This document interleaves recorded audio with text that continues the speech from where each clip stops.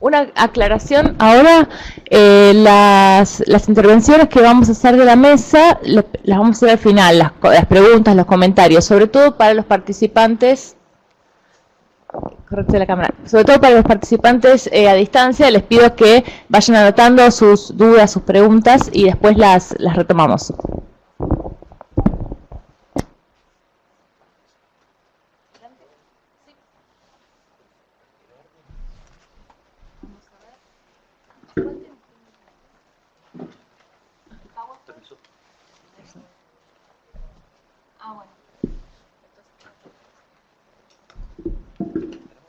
Sí, creo que sí.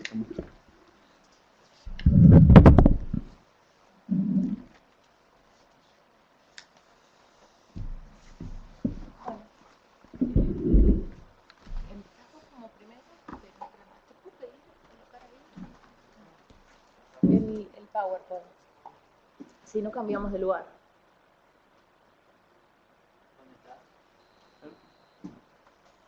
Matías. Sí,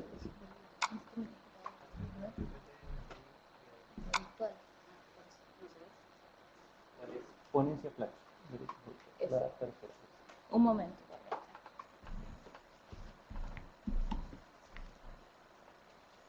Espera un momentito que haga una presentación.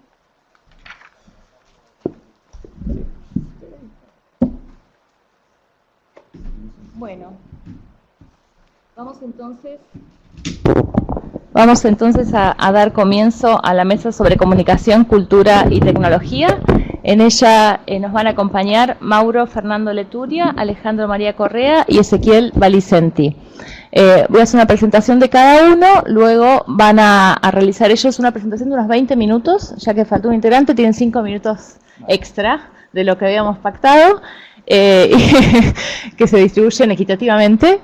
Y bueno, y luego, como les decía, hacemos las preguntas. Empezamos con la ponencia de Mauro Fernando Leturia, Derecho de Autor, Acto de Creación y Animales. Él es doctorando en Ciencias Jurídicas y Sociales, especialista en docencia universitaria, investigador categorizado de la Universidad Nacional de La Plata, profesor de posgrado de la especialización en Derecho Notarial y Registral, profesor de Derecho Civil 3 de la Facultad de Ciencias Jurídicas y Sociales de la Universidad de La Plata, profesor titular de la Cátedra de la Materia Prácticas Profesionales 2 y adjunto de Derecho de Navegación de la Facultad de Derecho de la Universidad Católica, profesor e investigador de la Universidad del Este y autor de la obra Derechos Intelectuales, Análisis sobre Naturaleza y sus Efectos. Corresponsal en Argentina de ACEDA, ex becario de IDLO, ex becario de AISGE y profesor invitado de la Universidad Complutense de Madrid. Te escuchamos entonces, Mauro. Bueno, muchas gracias a las autoridades de Flaxo por este espacio. No sé si se escucha, ¿es necesario el micrófono? ¿Sí? Sí, sí. Perfecto, bueno, perfecto. Desde esta perspectiva, en función de lo que planteaban las autoridades de Flaxo, brevemente quería contarles desde qué lugar nosotros hacemos esto. La Universidad Nacional de La Plata, a lo largo del tiempo, ha desarrollado varios equipos de investigación que tienen en común la idea del desarrollo, ¿no? El eje que a mí me toca, o la variable que a mí me toca, son los derechos intelectuales, pero en realidad el desarrollo es mucho más complejo, sobre todo desde la perspectiva social. La Facultad de La Plata, en ese sentido, no solo lo transmite en la parte de investigación, sino también en la parte de docencia. Entonces, desde la perspectiva docente tratamos de observar qué es lo que se necesita a fin de actualizar y avanzar. Mi tesis doctoral básicamente es un ataque de lleno a la idea de propiedad y a la propiedad en los derechos de autor. Dentro de eso yo trabajo distintas dimensiones, distintos aspectos, y uno de esos, en función de lo que proponía el programa de Flaxo, es discusiones actuales o modernas y demás, que es una de las tantas de los tantos análisis que se hacen en esa tesis doctoral. La lógica es simplemente una excusa, ¿no?, para trasladar lo que vamos a charlar hoy, lo que voy a tratar de mostrarles en función de esa experiencia recogida. Cuando uno empezaba a estudiar esto, también allá, qué sé yo, por los 90 o por ahí, uno tenía que ir a estudiar afuera derechos intelectuales, ¿no?, y sobre todo derechos de autor. teniendo en cuenta que la ley argentina es la ley vigente más vieja del mundo, entonces es extraño pensar en desarrollos locales que tengan que ver con nuestra forma o con nuestra cultura o con nuestros desafíos propios del derecho de autor.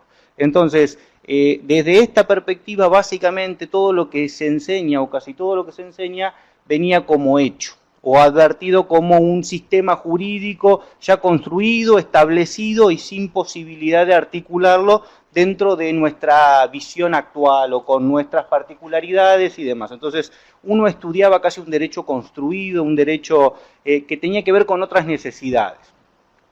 Desde esa perspectiva es el disparador básicamente de mis estudios doctorales, ¿no? Pero tratamos siempre de, sin conocer en profundidad la visión de Flaxo, la idea que nosotros teníamos o lo que venimos trabajando hace muchos años es el desarrollo local, regional y sobre todo qué tiene que ver los derechos intelectuales con esto, ¿no? Y si es fundamental para lograr un desarrollo o repensar un desarrollo hacia adelante, cómo vamos a ver a los derechos intelectuales o dónde nos influyen. Había un disparador muy fuerte que nos pasaba en las investigaciones, es que amplios campos de la sociedad, grupos sociales complejos, numerosos y demás, sentían a los derechos intelectuales como ciertos privilegios, ¿no? O como ideas o derechos de solo un grupo que no les llegaban, que sus beneficios no llegaban. Y eso es transversal, ¿no? Lo notábamos en propiedad industrial, lo notábamos en derechos de autor, lo notábamos en marcas y en distintos lugares. Es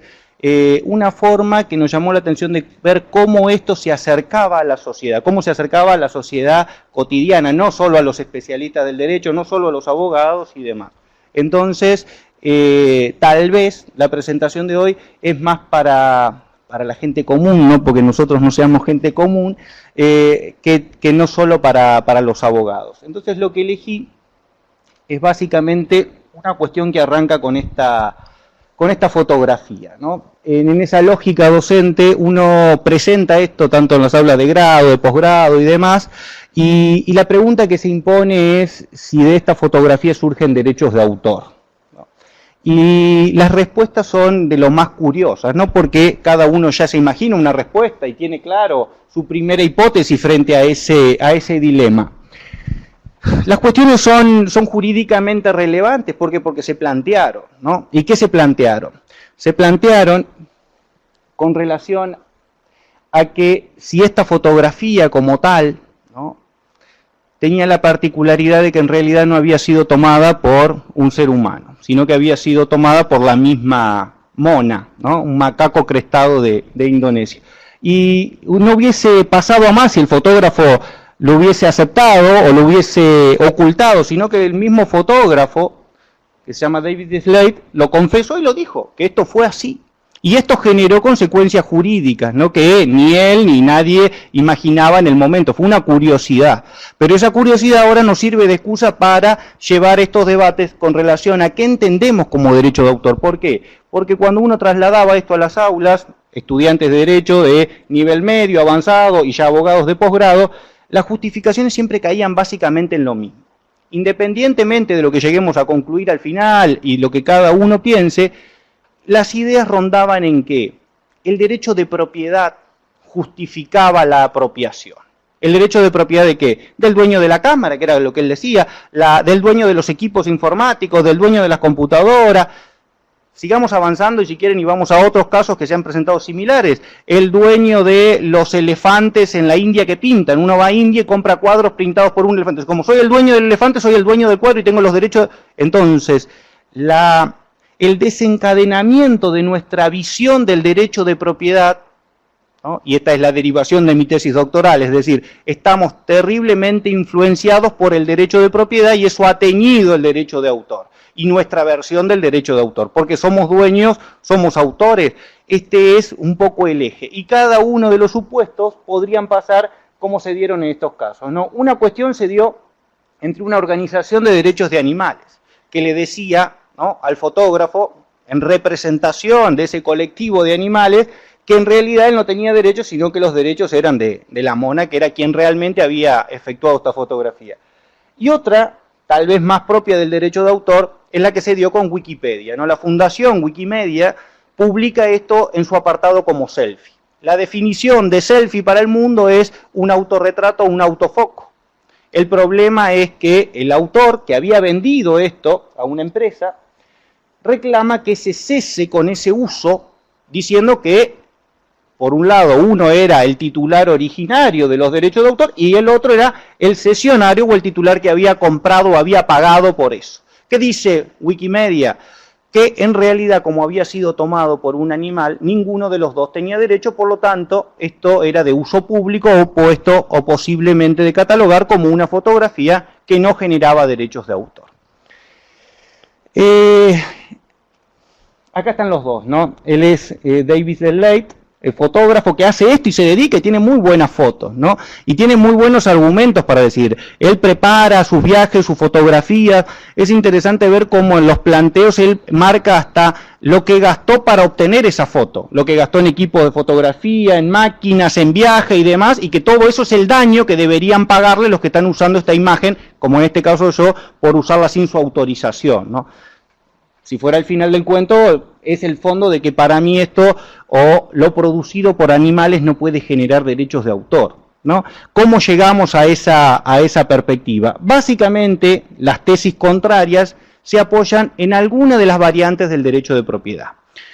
Está claro que el derecho de propiedad es uno de los pilares fundamentales de nuestra sociedad. No hay o no tenemos ninguna idea socialista, comunista que suprima el derecho de propiedad. Lo que estoy tratando de decir, o mis estudios de la tesis doctoral tratan de demostrar, es que están siendo excesivos los razonamientos en que los derechos de propiedad intelectual no deberían ser de propiedad, deberían ser derechos intelectuales. La propiedad viene después. El origen de esto nació mal, ¿no? Mis estudios, básicamente, como les decía de la tesis, arrancaron siendo estudios históricos. Y el problema de esto, tal vez en la versión histórica, ¿no? Se debe partir de un adecuado fundamento. Si uno arranca como arranca nuestra Constitución, depende del momento histórico en el que se quieran parar, no lo quiero aburrir con la parte histórica, pero el fundamento es el acto de creación. La respuesta es sencilla a casi todos los casos si uno piensa que los derechos de autor van a nacer si hay un acto de creación, y el acto de creación proviene necesariamente de un ser humano, de un espíritu humano, de su inspiración, de su creación, de su forma de ver el mundo, de su interior, de cualquiera de los aspectos de su personalidad. Entonces esto es imposible de transmitir hacia una visión generada por un animal, por una máquina, por una computadora, por un robot, por complejo que sea. Atrás de cada una de estas actuaciones tiene que haber, para la generación de una obra protegible por el derecho de autor, la actividad humana. Entonces, desde esa perspectiva, el acto de creación es, para mi forma de ver, el fundamento último de la existencia de toda protección. Si el fundamento de esa protección es, como se ha arraigado, el derecho de propiedad, está claro que cuando uno pregunta, muchos sectores de la sociedad que no tienen acceso a la propiedad lo vean como un privilegio de aquellos que tienen propiedad. Solamente pueden acceder a la protección de la ley de marca quien tenga plata para registrar una marca. Y quien no. Solamente puede acceder a una patente aquel que tenga la estructura jurídica, económica y demás para conseguirlo. Entonces el resto no. Y solamente podría tener el reconocimiento legal de los derechos de autor algún pintor, artista, músico que ha recorrido el camino jurídico para lograr esa protección, y no por el acto de creación. Los derechos de autor deberían nacer, y en mi opinión nacen concluyentemente con el acto de creación, independientemente de lo que venga a decir el derecho después. El derecho de propiedad se debe necesariamente a un momento o a un estado posterior. Si no tenemos el acto de creación, si no reconocemos en el acto de creación el valor de por qué estas obras deben ser protegidas y por ende las personas que las creen sin ninguna distinción, ni de sexo, ni de edad, ni de capacidad. Es maravilloso el derecho de autor porque borra todas las limitaciones que otras ramas del derecho han construido, ¿no? Un loco puede crear perfectamente. En una unidad psiquiátrica de La Plata hicieron un experimento muy bueno. Los locos estaban muy violentos, ¿no? Entonces una vez le dieron un micrófono e hicieron radio la colifata. Y los locos empezaron a calmarse, le daba un espacio en el cual hablaran. Y sus diálogos eran unas obras increíbles, ¿no? Es decir, la obra radiofónica hecha por personas dementes era una obra perfectamente protegible, ni hablar, ¿no?, con autores como Borges, precoces, a los 6, 7 años ya escribían y demás. Es decir, desde esta perspectiva, o uno de los ejes donde yo trato es borrar, por ejemplo, los límites o las limitaciones de capacidad, de edad, de género, bueno, ni hablar, a llegar al punto de hoy. ¿Dónde viene el extravío, de acuerdo hasta donde yo he llegado en mi tesis doctoral? El extravío aparece acá, ¿no? Aparece en las primeras legislaciones francesas. Con la Revolución Francesa había que acabar con todo el ancien régime, todo lo viejo estaba mal, ¿no? Y es verdad que había privilegios de impresión, es verdad que había antecedentes, pero cada uno de los antecedentes que tenían que ver con las obras intelectuales, básicamente las escritas, pero también las pictóricas y demás, tenían un anclaje muy fuerte en un beneficio o en un privilegio que ofrecían las autoridades reales, príncipes y demás de ese momento. Entonces, aquel que tuviera reconocimiento previo a la censura podía tener después el amparo legal. Quien hiciera una obra prohibida era castigado y demás. Cuando llega la Revolución Francesa, los franceses advierten el valor de esto. Pero esos autores clásicos, ante el apuro de las cuestiones que tenían que resolver, ¿dónde ubican a los derechos de autor? Los ubican básicamente como una propiedad. Ahí tienen frases muy célebres de los debates parlamentarios, ¿no? Es la propiedad, es el derecho, es la menos susceptible de ser discutida, ¿no? Podían discutir la propiedad de los castillos, la propiedad de las clases beneficiadas, pero no la propiedad intelectual. Las creaciones intelectuales han llegado así a nuestra Constitución, ¿no? Muy francesa y producto también de esa época, ¿no? Todo autor es propietario, ¿no? Todo autor es creador y después es propietario. Uno no dice, yo soy el dueño de esto, es más, es un error. Es decir, quien es el dueño de un cuadro es el dueño del ejemplar, no tiene nada que ver la propiedad y cualquiera de sus derivaciones, ¿no? Es decir, después podemos charlar, esto claramente se observa en todas las derivaciones del concepto de propiedad. Vamos a dominio, vamos a condominio, vamos a posesión. Es imposible pensar en el condominio de un libro, ¿no? La coautoría en ningún punto se corresponde con el condominio. Dos escritores que juntos elaboran un libro, ¿cómo se lo parten? ¿Cómo se lo separa? La obra es de los dos y va a ser de los dos para siempre. Va a ser para los dos en cuanto a su aspecto moral como creadores, para siempre. Y eso excede totalmente cualquier razonamiento que tenga que ver con la propiedad o cualquier idea que podamos tener de la propiedad desde esa perspectiva. Nuestra ley, como les decía, es producto, ¿no?, de ese razonamiento. Básicamente, lo que tendía y tiende hoy a proteger es la idea de propiedad. Importa poco la calidad de autor, importa poco la creación en sí, sino que importa la protección económica de esa creación. Y básicamente eso es tal vez lo que de algunos sectores sociales producen un descreimiento. No es que están en contra de los derechos de autor, están en contra tal vez de la idea de propiedad o la idea económica de apropiación, ¿no? Serviría de ejemplo, valga la situación, el planteo que hace la ex esposa o la viuda de Borges sobre el Aleph engordado. Del libro, de la obra, ¿no?, que escribió Borges del Aleph, hay un nuevo libro que tiene una técnica muy curiosa, ¿no? Un experimento borgiano reconocido por el mismo autor que se llama el Aleph engordado, que es el libro con glosas o párrafos interlineados, básicamente algo o una técnica muy novedosa, ¿no? De los glosadores y posglosadores de Bolonia del siglo XI y XII. No, lo que pasa es que nadie los había leído, entonces eso es una técnica literaria, es tomar un libro y glosarlo y escribirlo en el medio, como hemos hecho resúmenes o cosas cualquiera que ha estudiado alguna vez. Pero bueno, eso fue, ¿y saben qué? La justicia procesó a este autor. Y el autor, y por plagio, ¿no? Y porque estaba reproducida la obra, ¿no? Y el señor ni siquiera lo quiso vender. Y el señor reconoce en el primer párrafo de ese libro que tanto se maravilló con el experimento borgiano del Aleph que él mismo dedicó años y años a leerlos y demás. ¿Qué más quisiera Borges y un autor así que alguien dedique su vida y se maraville con su obra? Pero claro, la viuda que heredó por el derecho de propiedad sus derechos, ahora tiene la posibilidad de atacarlo y la justicia avanza dándole la razón, ¿no? Ven como de una consecuencia, si nos apoyamos en la idea de propiedad en vez de en la idea de la creación y la importancia de que el autor es aquel que ha desarrollado una obra de su espíritu, se desencadenan un montón de consecuencias que después son lógicas, ¿no? Básicamente, cuando la ley regula esta situación, no encuentra un concepto de obra. Esto casi no lo hace, no aparece en ninguna legislación. Es tan difícil el concepto de obra que no existe un concepto de obra. Es tan volátil, está abierto a las nuevas tecnologías. La versión original no contemplaba, por ejemplo, software, y hubo que modificarla para incorporar programas de computación, ¿no? Mientras que, por ejemplo, la legislación norteamericana va por el régimen de patentes o se puede hacer algo mixto. La idea es que la obra como concepto es muy difícil de comprender. Y también eso para el derecho es peligroso, ¿no? ¿Cómo puedo proteger algo que no sé lo que es? ¿No? Uno necesita tener parámetros claros. Uno necesita tener parámetros claros si no comprende que lo importante o lo particular de esta actividad precisamente es que los creadores hacen cosas que otros o que el común de los mortales no nos hemos imaginado. Cada salto en la evolución de la especie humana básicamente se debe al descubrimiento, invención, desarrollo, sea científico, cultural y demás. Y obviamente sobran ejemplos de creadores, inventores, pintores, artistas y demás que fueron incomprendidos en su tiempo. Entonces, desde ahí como un concepto dogmático, fijo de una ley, va a decir que es obra y que no lo es. Necesariamente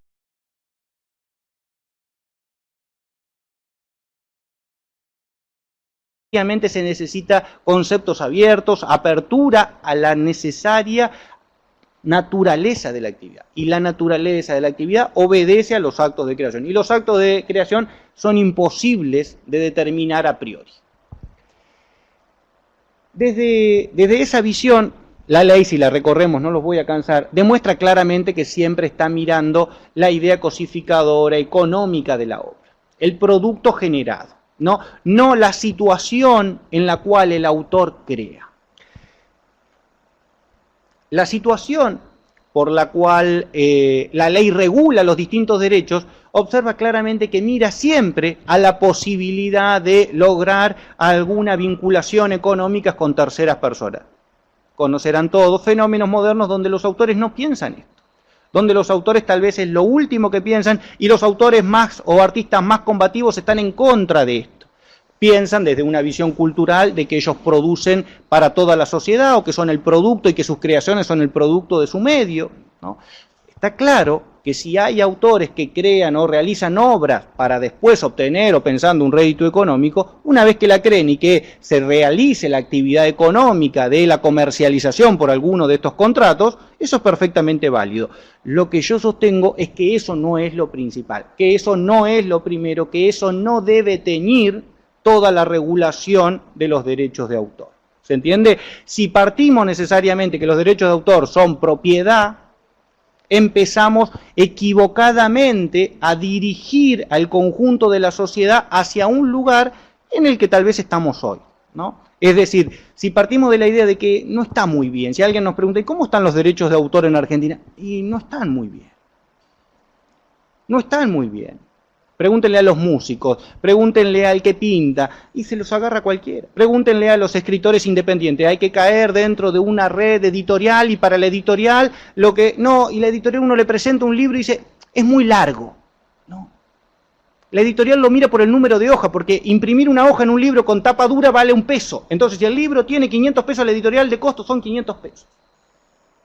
Y eso mata, obviamente, la obra. No, hay que cortarlo. ¿Cómo voy a cortar si mi historia es así?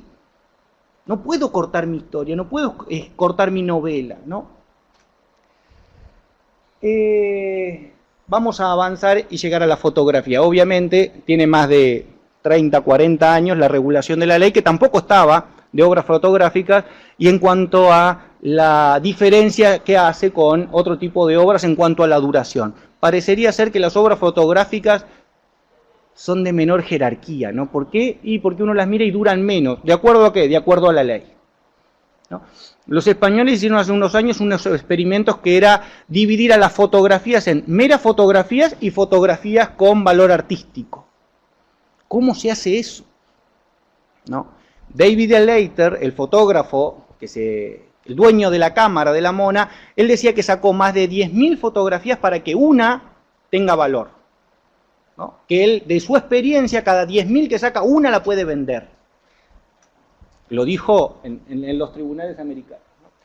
Desde esta perspectiva, tiendo a resaltar los derechos morales, ¿no? La idea de los derechos morales es, si hiciéramos una línea de tiempo, lo primero que aparece en el instante en que una obra surge. Sin esa idea de paternidad no habría nada más. Esa idea de paternidad es totalmente ajena a cualquier idea que tenga que ver con el concepto de propiedad. Piensen en lo que quieran, ¿no?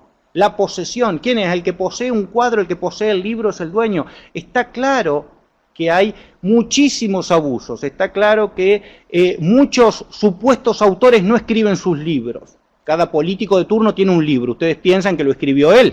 Esto es un fenómeno estudiado, por ejemplo, en Inglaterra como del escritor oculto. Se le paga a alguien para escribir y porque le pagué ahora le pongo que lo escribí yo, ¿no? Y con eso parece que transmití legalmente el derecho de autor. Lo cierto es que la paternidad es intransmisible.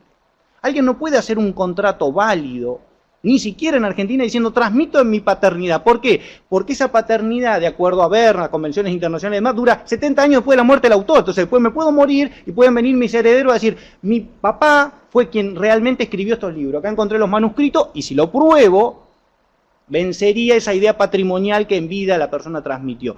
La idea de paternidad, de integridad y todos los derechos propios, de publicación. Hay discusiones con autores clásicos que se le han encontrado escritos post-mortem donde los herederos o familiares quieren publicarlos y algunos de los herederos quieren no publicarlos. Y hay indicaciones, por ejemplo, en el caso de Saavedra y demás, donde yo no quería publicar esto. Dejaron anotaciones y demás donde eran historias, cuentos o demás que ellos mismos no querían que se conocieran. Entonces, la idea o el respeto adecuado al autor, que fue quien creó esto, debería venir poniendo el eje en el principio. El principio no es el derecho de la propiedad. El derecho de la propiedad surge mucho después, cuando aquel artista, creador, escritor, pintor, dibujante, decide hacer con esa obra un acto comercial. Lo cierto es que de las miles de fotografías que sacamos todos nosotros con nuestro teléfono, la verdad que ni siquiera nosotros creemos que es una obra. Y tal vez una obra puede crearse por azar. Y tal vez una obra puede haberse sido realizada en forma involuntaria, sí, pero siempre humana. Siempre desde la perspectiva humana. Para cerrar, quería concluir con esa idea, ¿no? Uno puede tener mucha afinidad por los derechos de los animales, pero los derechos de los animales, hasta hoy, ¿no? Vamos a dejarlo ahí, no llegan a tener el reconocimiento de ninguna legislación relacionada con los derechos de autor. El acto de acreación es esencialmente humano, y desde ahí ninguna de las versiones o justificativos que puedan llevar a decir yo soy el dueño de un animal, yo soy el dueño de una máquina, yo soy el dueño de un aparato y por el derecho de propiedad genero derechos de autor, ahí hay un error lógico. Ahí hay un error de justificación. El derecho de autor nace y encuentra todo su ámbito de protección con todo lo que podemos decir de nuestra legislación local a partir del acto de creación, no a partir de que es propiedad o que es un elemento en el cual alguien pueda tener o apropiarse. Para aclarar, supongo que está... No significa que la foto originaria no valga. La foto vale. Lo que la foto no tiene es derecho de autor. El dueño de la cámara, ¿no? Si estuviera en Argentina y tuviera una tradición francesa, romanista, es el dueño de esa fotografía. Como cosa susceptible de un valor, pero no como derechos de autor. Es una cosa que proviene de un principal del cual es el dueño. No es el dueño de la cámara y es el dueño de la foto. Pero como cosa. Como objeto material susceptible de un valor, no como una obra intelectual y todos los derechos que después quieran desprenderse de esa obra intelectual. Bueno, espero haber sido breve, hay muchísimos temas y simplemente es un disparador. Cada uno de los puntos que uno toma, y eso fue lo que me sucedió cuando arranqué con esto, cada uno de los puntos conducen a una línea que merece una investigación y un análisis particular, ¿no? Si nos quedamos con fotografía pasa eso, si nos quedamos con la industria del software pasa otra cosa, si nos quedamos con obras audiovisuales. las obras audiovisuales desde el desafío de lo colectivo es quién colabora más, el actor, el director, los intérpretes y demás, quiénes son los autores. Hay una movida mexicana muy fuerte considerando a los actores ya autores de esa obra, ¿no? Sí. Sí.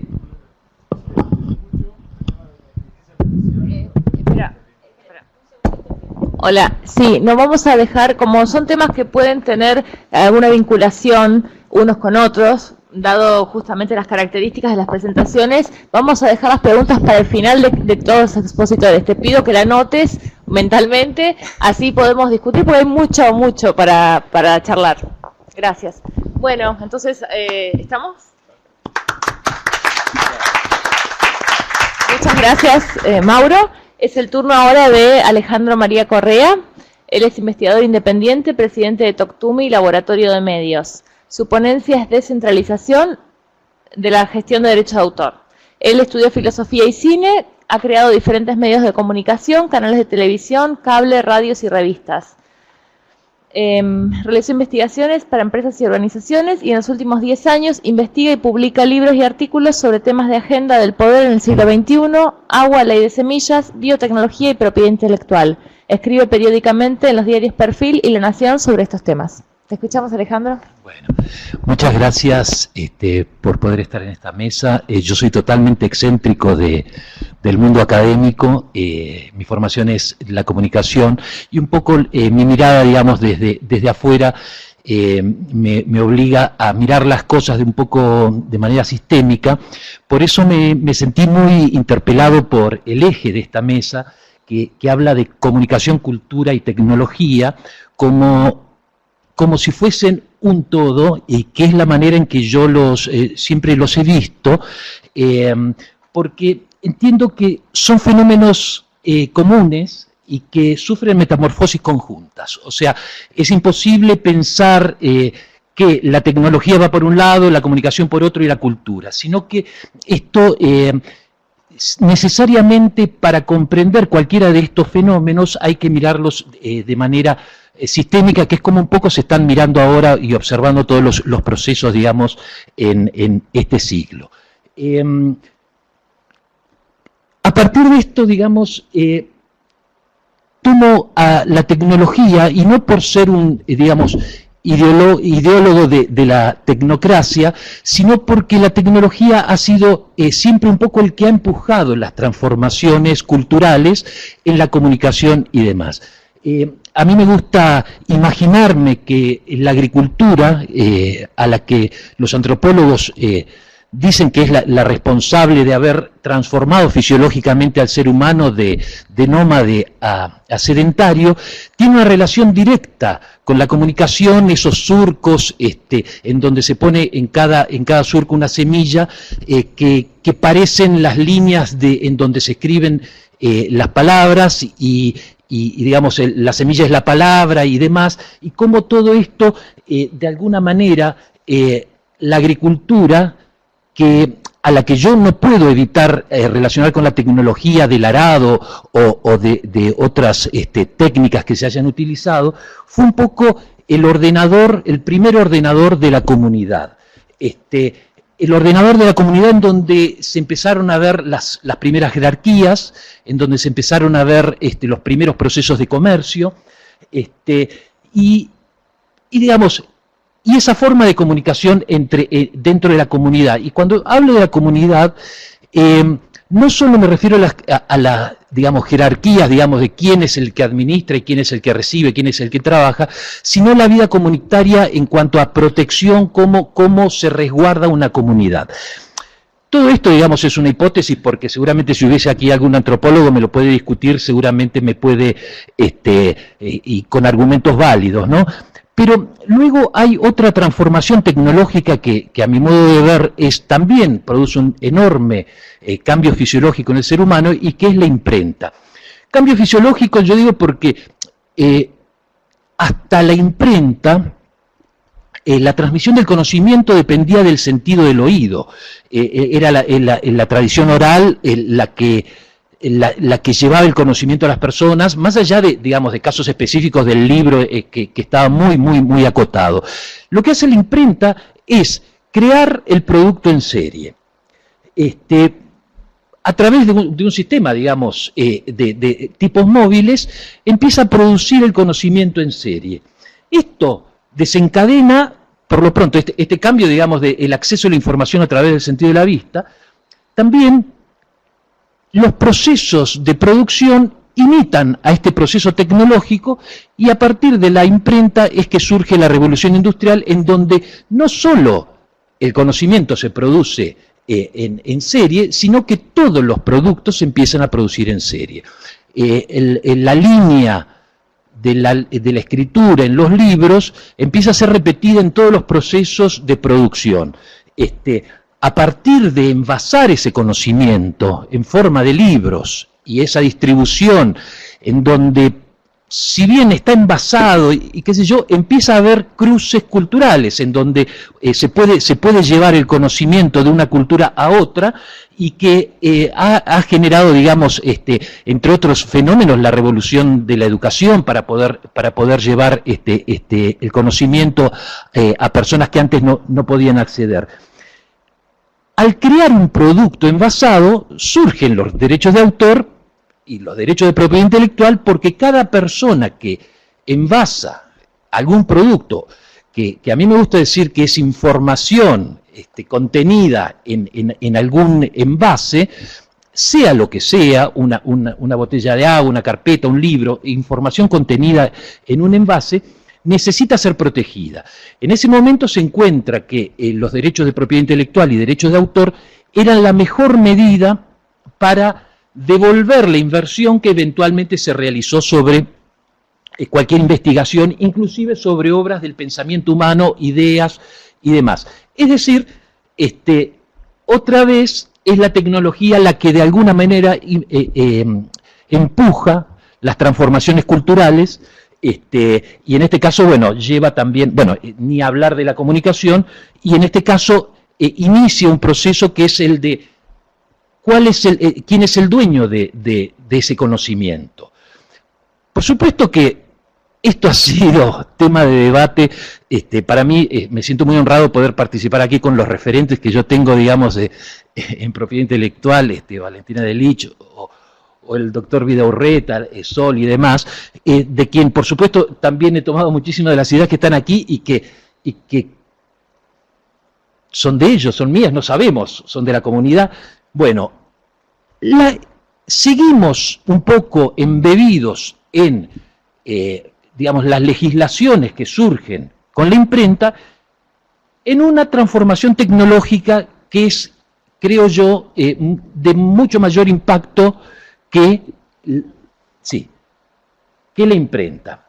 Y es, a mí me gusta llamarlo la domesticación de la electricidad. Todos tenemos, digamos, recuerdos desde Thor o Zeus o Fiat Lux en todos los mitos y religiones, pero Séneca hablaba de la electricidad del rayo como si fuesen cañonazos de fuego. No se sabía muy bien qué era la electricidad. Utilizo una figura así medio metafórica, que es el segundo Fiat Lux de la historia, porque al domesticar la electricidad cambia por completo la forma de producción del ser humano. Llevamos un pequeño sol a cada hogar, y las fábricas pueden trabajar las 24 horas.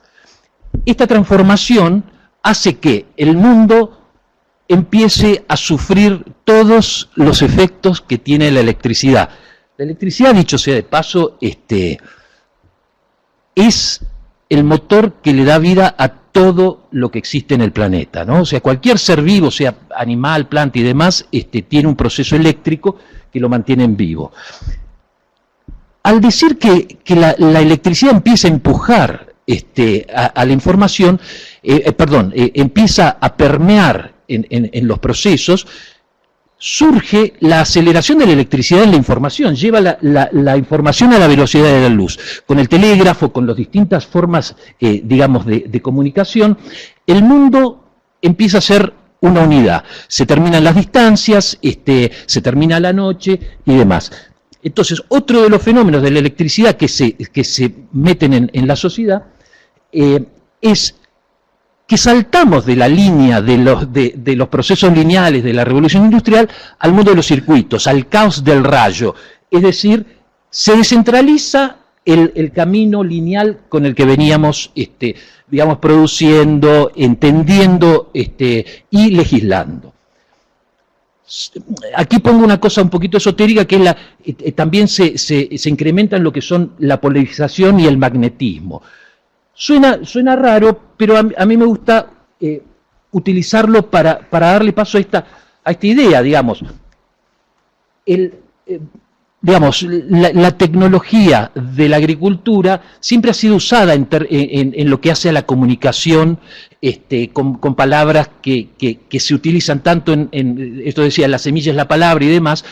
Broadcasting es una palabra de origen de la agricultura, que es el sembrador arrojando la semilla así, como centro, que luego lo toma la televisión, que es broadcasting, un punto fijo que emite arbitrariamente su información. ¿Por qué? Porque en general las tecnologías, cuando avanzan, el ser humano no llega tan rápido a comprenderlo, porque nosotros avanzamos a ritmo vegetal, y entonces toma los parámetros de las tecnologías anteriores. Entonces se llama broadcasting a un sistema de transmisión eléctrica hasta que empiezan a evolucionar los sistemas de transmisión eléctrica, y en el Media Lab del MIT ellos llaman, acuñan un término que es el broadcasting. En vez de broadcasting, se invierten los polos. Nosotros podemos ir a buscar lo que queremos a donde queremos. O sea, la oferta está. Entonces somos nosotros los que queremos consumir a determinada hora, tal día, tal producto, etc. Este broadcasting, al invertir los polos, produce otro de los ejes de esta mesa, que es los problemas actuales en el derecho de autor. ¿Qué es lo que sucede?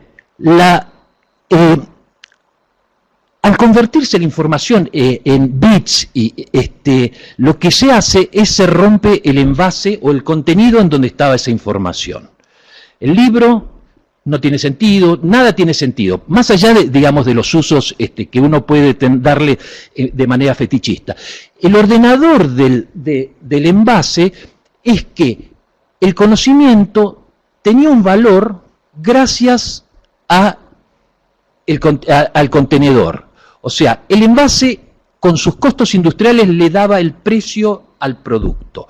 No importaba si la información era un libro de Shakespeare o de Ari Paluch, sin decir nada. O sea, el precio es el mismo, está fijado por los costos industriales más derechos de autor, marketing, distribución, etcétera, etcétera, autor.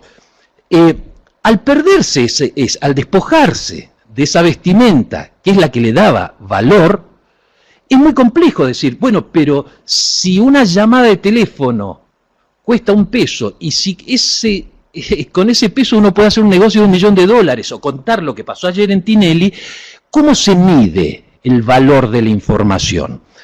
Entonces, a partir de esta confusión, las grandes distribuidoras de contenidos dicen, bueno, si un libro en papel costaba $100, el libro electrónico cobra 95.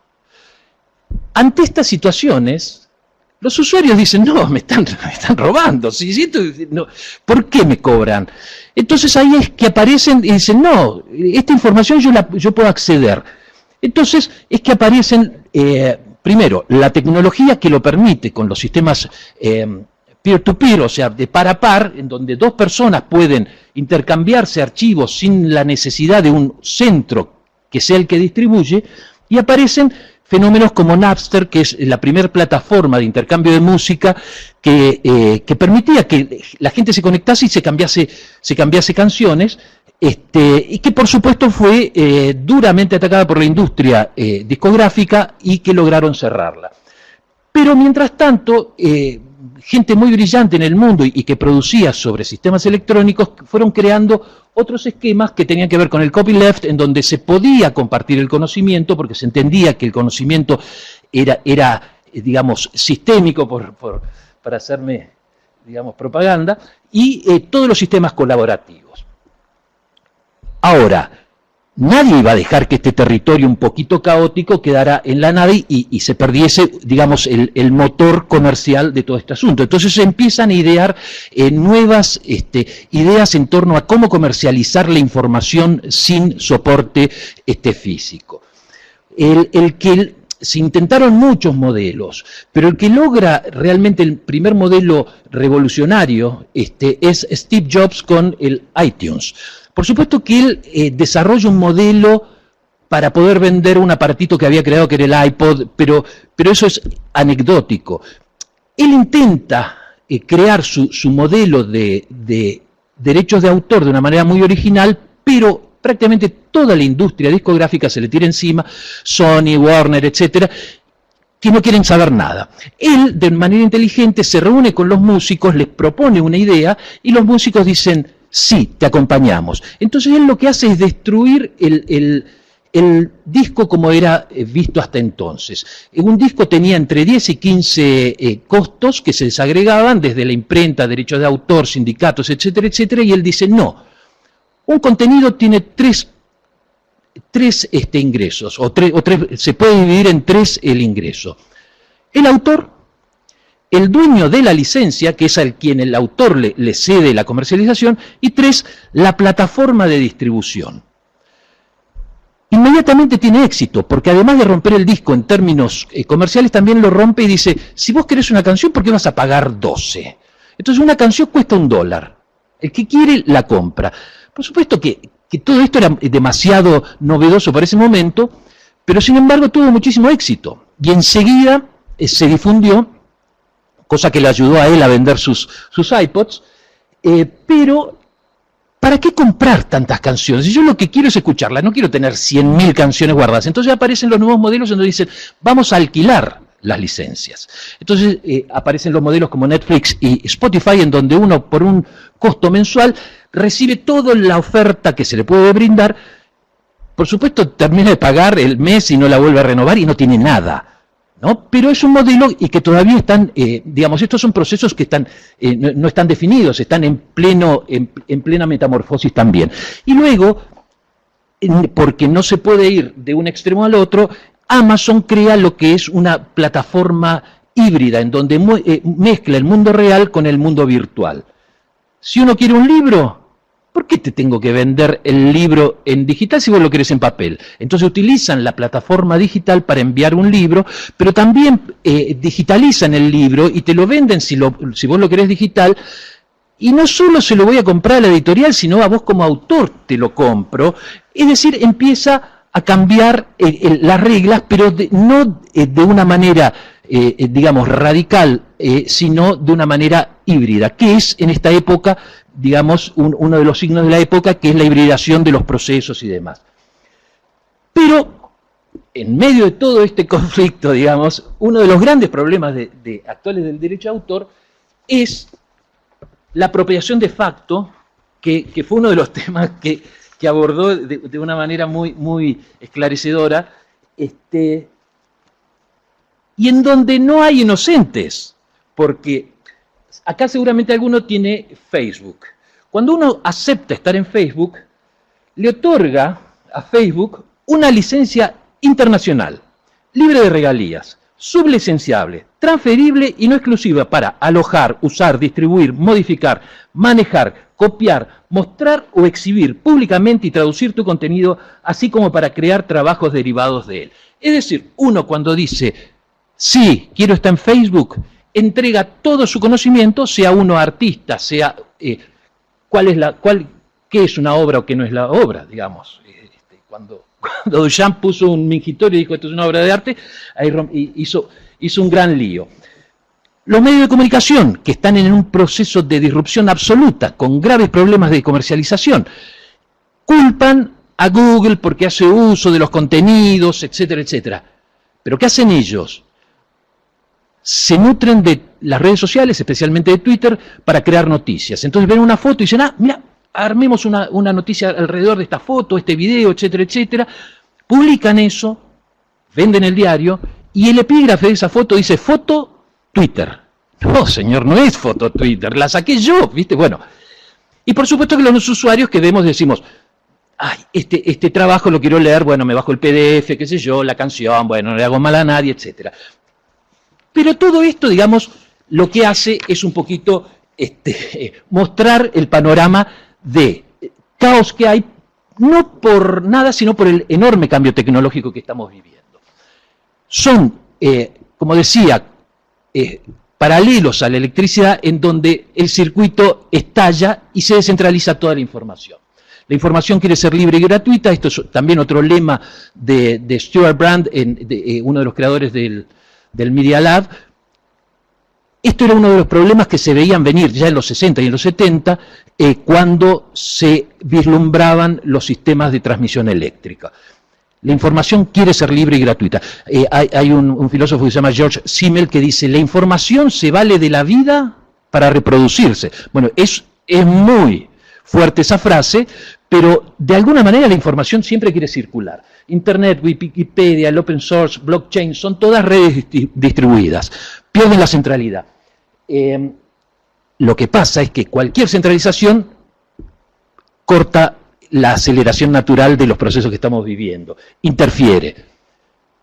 Entonces, ¿qué es lo que empieza a tomar valor cuando la información quiere ser gratuita? Aquellos que saben organizarla y decir, ¿vos qué querés? ¿Qué es lo que necesitas? Me dice, mira, la oferta la tengo toda, pero yo necesito estar tal día en tal lugar, de tal manera, necesitar... Perfecto. Entonces aparecen estos sistemas, Uber, que dice, tengo un auto y no sé qué hacer. Bueno, yo tengo que ir a tal lugar. Júntense, me llevo una parte. Rappi, lo mismo. Happen, junta personas con intereses que quieren encontrar pareja. Airbnb, quiero ir a Nueva York tal día, tal día. Elegí entre todos estos lugares cuál es el que mejor te viene. Todo esto es una muestra clarísima de que los esquemas que había hasta ahora de centralización en la distribución de los derechos empieza a sufrir una metamorfosis radical. Algunos ejemplos, digamos, que yo quise traer, que están en pleno proceso de experimentación sobre plataformas electrónicas, son, por ejemplo, Brave, que es un navegador, como puede ser ¿cómo se llama? La cantidad que se llama de Netscape o qué sé yo, es un navegador que tiene algunas cuestiones como filtra toda la publicidad. Uno no ve un solo aviso. Es fantástico. Porque la gente no quiere ver publicidad, porque es invasiva. Ahora, cuando uno valora al sitio, dice, no, pero sí le quiero dar. Entonces, tiene una función ahí que dice, quiero que mis visitas le generen revenues o que le generen ingresos a este sitio. King.com es un genio tecnológico que creó un sitio que se llamaba Megaupload y que tiene probablemente uno de los casos judiciales más controvertidos en Estados Unidos, porque tenía sus servidores fuera de Estados Unidos y sin embargo el FBI le allanó los servidores, se quedaron con todos los contenidos y demás. Acaba de crear un modelo que es una plataforma basada en blockchain, que es una tecnología también que es muy disruptiva, en donde dice, señores, acá les dejo esta plataforma, suban sus contenidos, la gente va a venir y al que le interesa ese contenido lo va a pagar. Nosotros vamos a garantizar que lo que le pagan es lo justo, cómo lo van a distribuir, etcétera, etcétera. Es decir, nuevos esquemas de descentralización.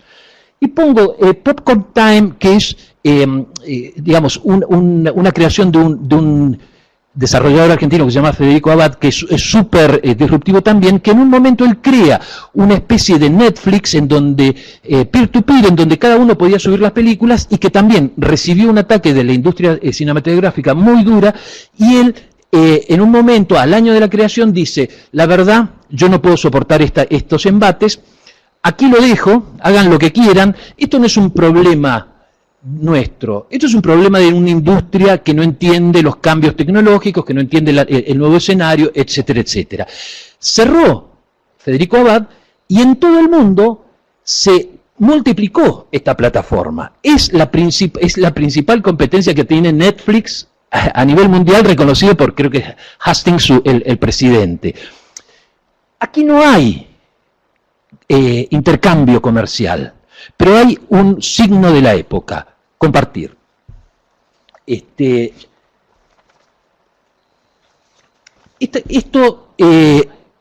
estoy.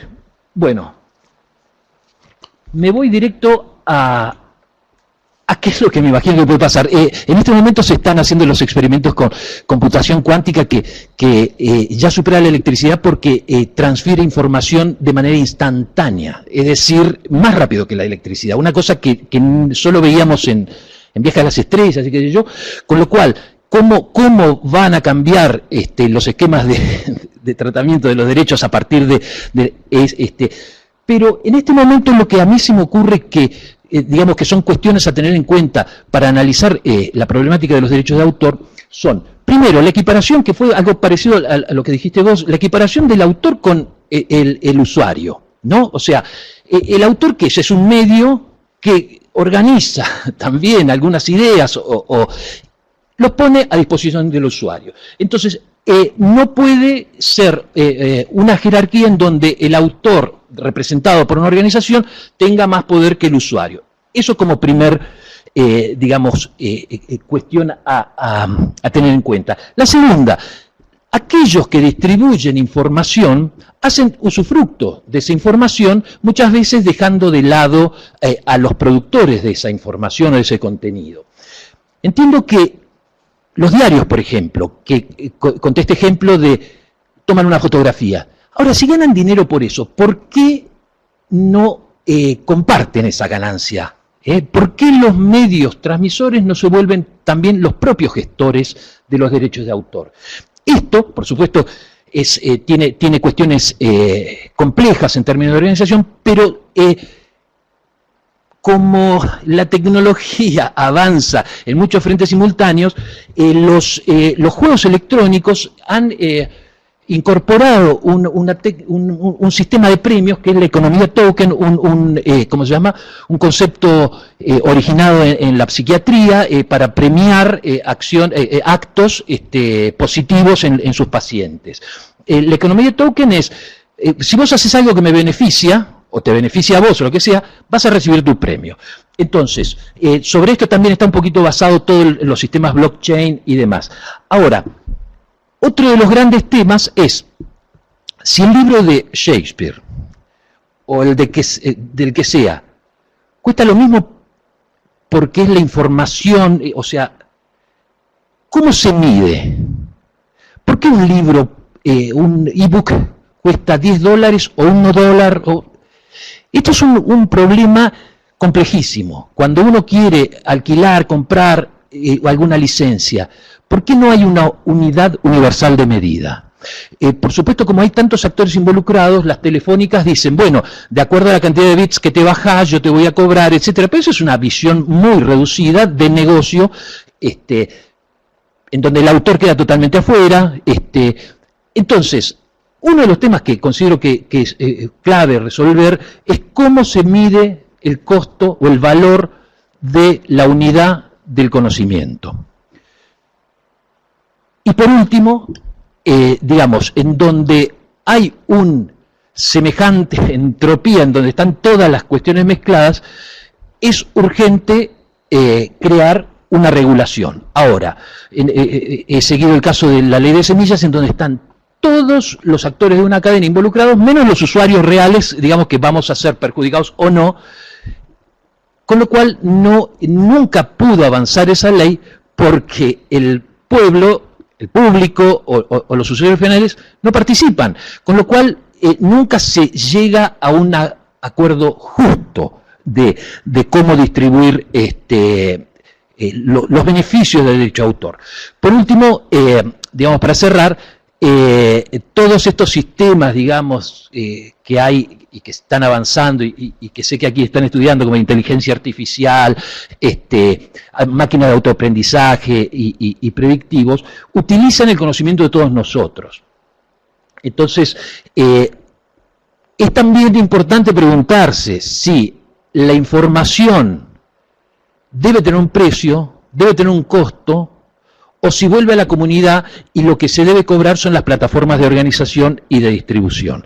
Es decir, la gestión ya no centralizada, sino multipolar como es, digamos, un poquito mi época. Les agradezco muchísimo que me hayan escuchado y es todo.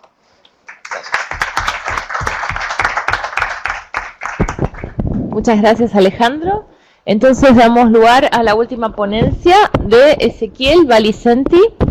Él es abogado, ha sido becario de CONICET, SICBA y la FNA, que no sé qué sería.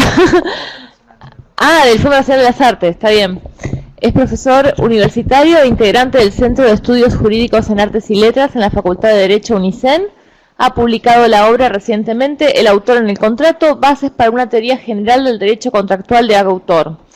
Su ponencia tiene el título Las prácticas creativas del arte contemporáneo frente al inadecuado derecho de autor, la excepción de usos creativos. Te damos la palabra entonces. Hola. Bueno, muchas gracias. Lo malo de estar último es que ya están cansados. Lo bueno de estar a la punta es que la moderadora quedó lejos, así que si me extiendo 20 minutos más, nada, mentira. Hay que tratar de ser justo y así como permitir la extensión de los compañeros, te la daremos a vos también. No, yo voy a tratar de ser breve porque, bueno, voy a ir directamente al punto que quería comentarles, que además, como verán, y me había destacado aquí el compañero de mesa cuando estábamos, ya está tomada la postura en el título, es inadecuado, o sea, en realidad les voy a contar por qué considero que esto es así. Y bueno, y la presentación básicamente se divide en dos partes. Una primera parte que tiene que ver con el problema que he podido ver en los temas que vengo estudiando desde hace un par de años. Omití contarles que vengo desde la Facultad de Derecho de Azul. Allí tenemos un centro muy chiquito de investigación en el cual, bueno, tratamos de abordar interdisciplinariamente los cruces entre el derecho y el arte, el arte entendido en sentido amplio, las diferentes manifestaciones artísticas, y tenemos unas jornadas que hacemos generalmente a fin de año sobre estos temas, sobre arte y derecho.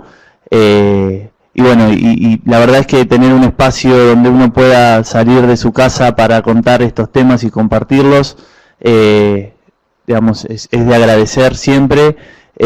Así que realmente a los organizadores agradecer por la apertura, ¿no?, de la institución y de la casa, para que otros podamos venir a contar y a dialogar entre pares estos temas que, como decías al principio, no suelen ser masivos, ni suele haber, digamos, muchos lugares para intercambiar. Así que ahora sí, entonces, vamos con esto. ¿Cuál es el problema que quería comentarles? El problema es este cruce que hay, esta distorsión que hay entre lo que uno puede ver en el mundo del arte contemporáneo, el arte visual contemporáneo, y las reglas jurídicas. En realidad hay una tensión constante en lo que tiene que ver con las prácticas de creación. ¿Por qué?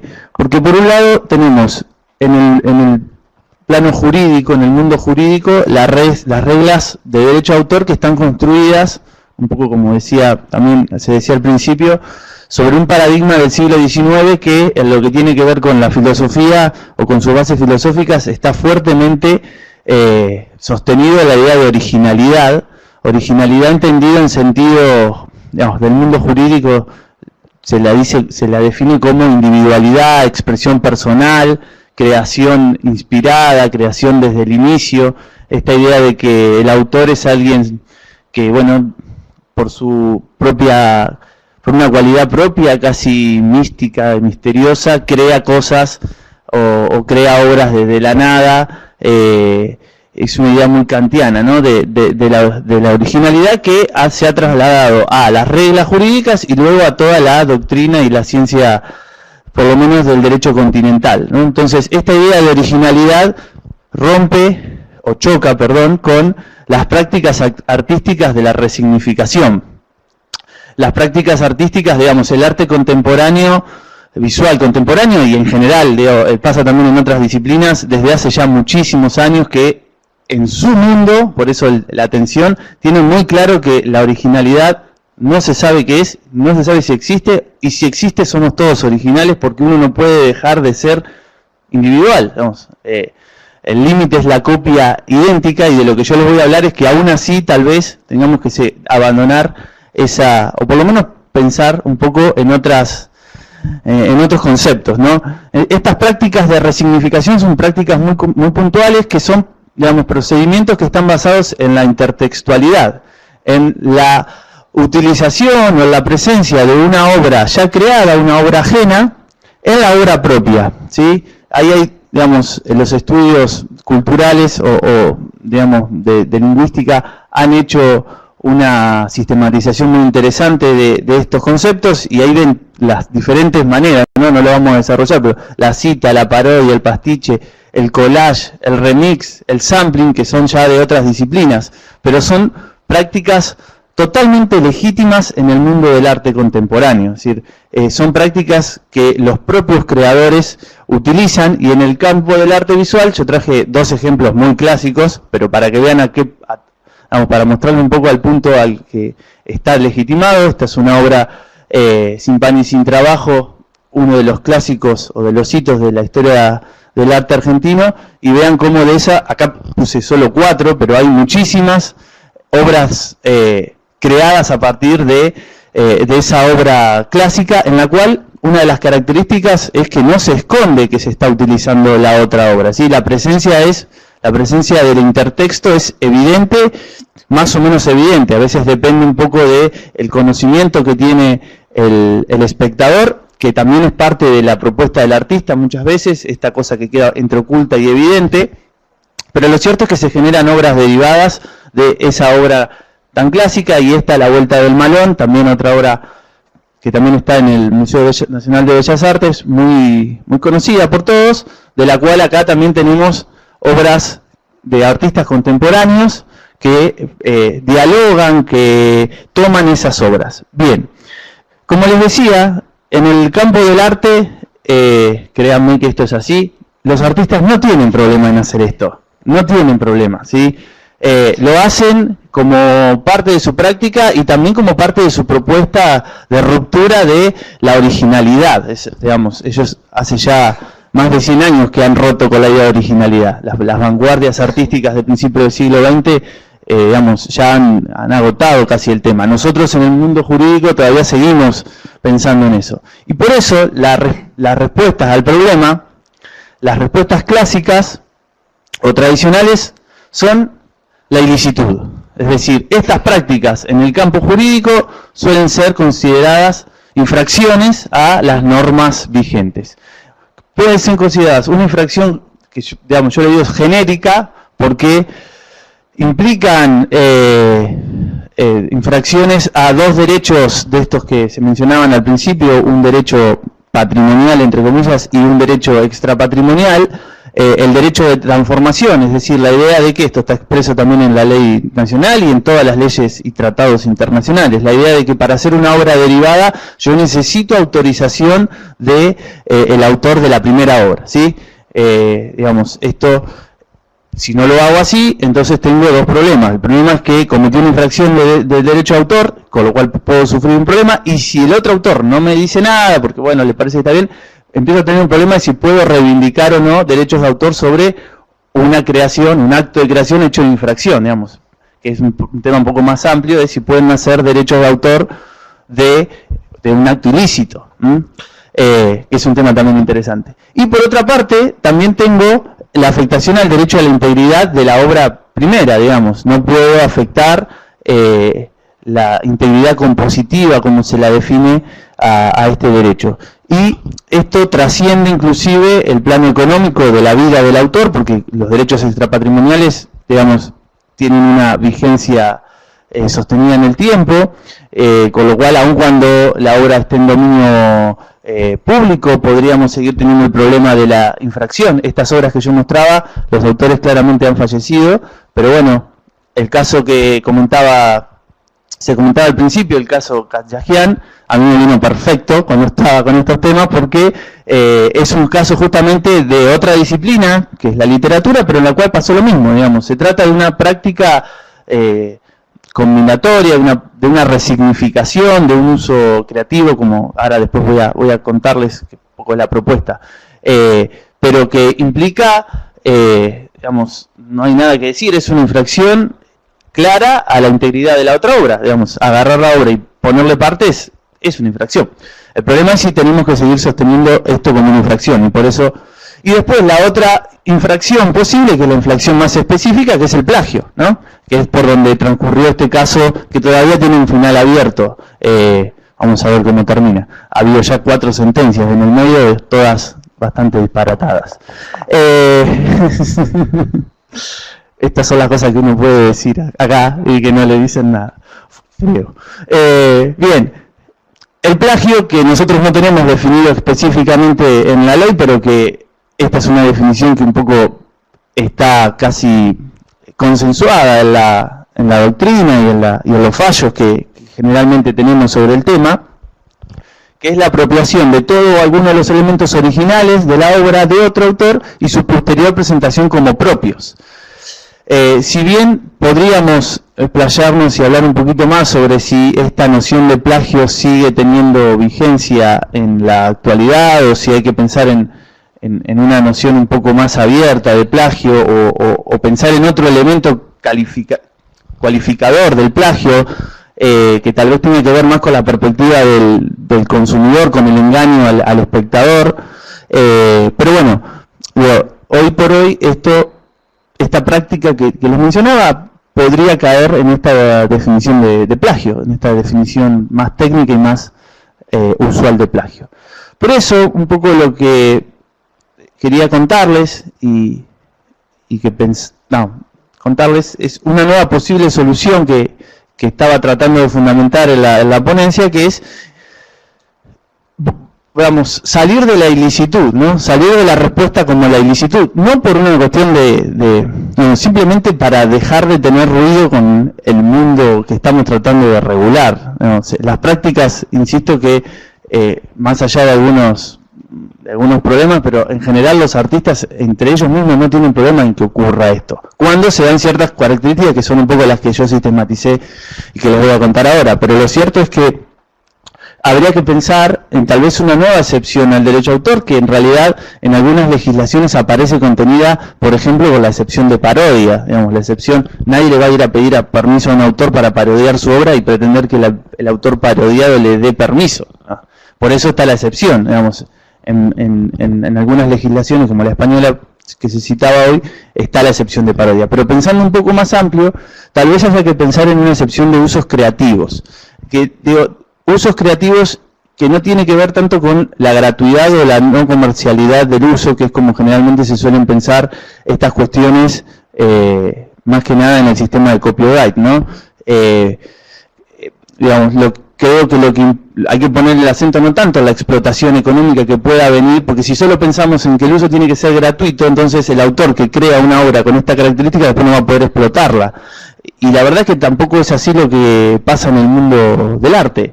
Entonces pensar en que el acento tiene que estar puesto en el tipo de uso que se hace, que es justamente el uso es creativo como una técnica más de creación, digamos, como una manera más de crear.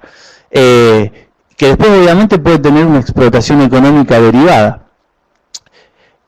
Y creo que podría tener esta excepción, construida un poco digamos, de lo que, no es que esto sale de la nada, valga que estamos viendo la originalidad, sino que es un poco las cosas que se suelen tolerar, ¿no? En otras partes del mundo también, y sobre todo en el sistema norteamericano. ¿Cómo tendrían que ser esos usos? Bueno, primero tiene que tratarse de una obra protegida por el derecho de autor, es decir, obviamente el problema está ahí, cuando utilizamos una obra que tiene a su vez derechos de autor. Por otra parte, esa utilización tendría que constituir una resignificación, que es esto lo que, digamos, descartar la idea de una copia servil. Ahí sí que hay plagio y así hay una defraudación a los derechos de autor, pero en general, cuando hay buena fe, de lo que se trata es de resignificar la obra previa, de hacer una una nueva lectura, de generar un sentido nuevo de aquello que ya estaba creado, para contradecirlo, para parodiarlo, para reafirmarlo, es decir, para lo que fuera, pero es un sentido nuevo, hay un mensaje nuevo. Por otra parte, esta idea de que no debe existir, que digamos está asociado también a la posición del espectador, no tiene que existir un ocultamiento, una negación de la obra precedente. La característica fundamental de los intertextos es que la obra previa a la obra precedente está presente y no se oculta, está más o menos evidente, pero está presente, es decir, no tiene que haber un engaño, ¿no? La idea de presentar como propio algo que no es propio. Y por otra parte, esta idea de generar una obra nueva, es decir, aunque acá también tenemos toda la corriente apropiacionista, el apropiacionismo es un movimiento que no es nuevo ya, pero que lo que consiste básicamente es en presentar una reproducción idéntica de una obra nueva. Hace poquito tuvimos aquí en Buenos Aires, no sé si no está todavía, dos exponentes, de este movimiento apropiacionista en Malva, que, bueno, básicamente lo que se trata es sacar una foto a la foto, entonces, y presentar eso como una obra. Ya es complejo eso, me hace doler la cabeza. Pero bueno, lo cierto es que fíjense que ya lo tienen tan resuelto que van más allá inclusive, no solo no generar, o sea, no solo resignificar, sino inclusive resignifico presentando como propia una obra que no es propia. Sin llegar a esos extremos, lo cierto es que la mayoría de estos casos implica generar una obra propia. Es decir que, bueno, estas serían un poco las características. Y los fundamentos para sostener esta necesidad, yo los encuentro en tres ejes que creo que son importantes. Por un lado, razones basadas en la libertad de expresión. La libertad de expresión artística es una libertad que implica para el Estado remover los obstáculos que justamente entorpecen el desarrollo de esa actividad. Siendo al plano artístico, uno podría pensar que Khadjagian, por ejemplo, al no poder hacer esa obra porque tiene reglas de derecho de autor, reglas jurídicas y reglas internas que le impiden hacer eso lícitamente y sin ninguna consecuencia, podría pensarse que eso es una afectación a la libertad de expresión, digamos, como cualquier otra regla que pudiera tener el Estado, por ejemplo, en materia de libertad de prensa. La libertad de expresión artística está obviamente súper reconocida, inclusive por la Corte, ¿no? También hay razones basadas en el derecho al acceso al arte y la cultura. El derecho al acceso, que también está súper fundamentado, puede ser interesante también pensarlo desde la perspectiva del creador, es decir, acceder al arte y a la cultura no solo como espectador para disfrutar y para lo que fuera, sino para recrear, para hacer avanzar también la cultura de una determinada sociedad. Entonces me parece que aquí también cabe una responsabilidad del Estado si no puede asegurar que los creadores, en este caso, no tengan, digamos, estos límites jurídicos que están puestos por las leyes. Y también, y ya metiéndonos en el microsistema del derecho de autor, una excepción de este tipo podría cumplir con esta regla de los 3 pasos que suelen exigir los tratados internacionales, Berna más específicamente, para crear nuevas excepciones, que son muy contaditas, ¿no? Que los 3 pasos son, o sea, 3 requisitos que habría que cualquier excepción tendría que cumplir, que es no estar circunscripta a casos especiales, es decir, no pensarse para cualquier tipo de situación. Acá claramente el caso es especial y estaría bastante definido. No atentar contra la explotación normal de la obra, y la otra, que está muy vinculada, es no causar un perjuicio injustificado al autor. Que este es el punto más, tal vez más candente, si hay una rivalidad o hay una competencia desleal entre, por ejemplo, Khadjagian y Borges, que es un poco lo que se lo ha criticado, por decir, bueno, hiciste la obra El Engalef engordado y no hiciste, no sé, el poema que hice yo engordado. No, te querés un poco agarrar de Borges para vender. Pero yo creo que me parece que ese argumento, digamos, en este caso no genera problemas, porque cuando el uso es leal, digamos, realmente hay un acto de resignificación, no existe una rivalidad en términos comerciales entre la obra derivada o la nueva obra resignificada y la primera. ¿Sí? Creo que inclusive hasta puede haber cierto aprovechamiento del autor de la primera obra, ¿no? Que de alguna manera sigue estando ahí en el mercado. Pero bueno, lo cierto es que es un tema discutible. Así que bueno, esas son un poco las cosas que venía a conversar y a compartir con ustedes. Muchas gracias.